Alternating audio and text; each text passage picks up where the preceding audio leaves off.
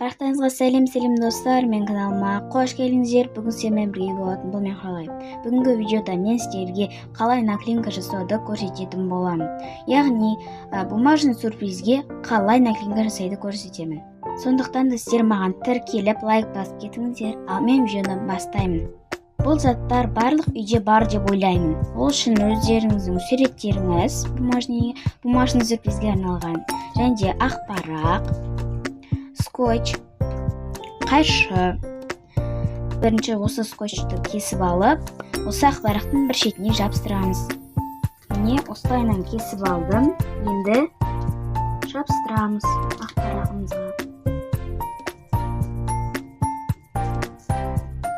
Мен ровно жабыстырмадым. Меніңше сіздер ровно жабыстыратын шығарсыздар. Ал енді осы скотчты жабыстырған жерді кесіп аламыз. Кесіп алдым. Енді скотчты осылайынан кішкентай қылып кесеміз. Оны осылай мыжамыз. Ровно қылып, мен ровно болмай қалды. Ештеңе етпейді. Осылайынан кесеміз.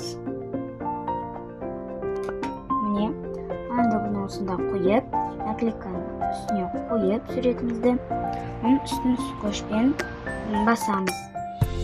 Кесіп алдым. Енді осылайынан үстіне жабыстырамыз. Қайтадан ровно жабыстырмай қалдым. Міне осылай қылдық. Ал енді мына жерін кесіп жібермей, былайынан сәл ашып, наклейканы мынандай сәл ғана кішкене жер қалдырып кесеміз. Осылар кесіп алдым. Ал енді сіздерге бұны ашып көрсетейін.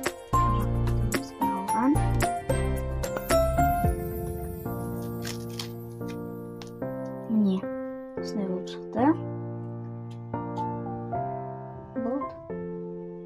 Бұны қайтадан жабыстырып қоюға болады.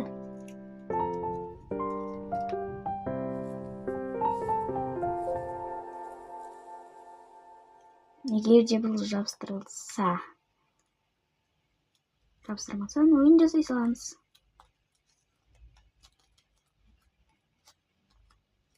Болды. Сіздер де осылай мен сияқты жасап көрсеңіздер болады. Егер де сіздерде фольга немесе двухсторонний скотч болмаса, егер де сіздерге менің видеом ұнаса, маған тіркеліп лайк басып алыңыздар. Сау болыңыздар.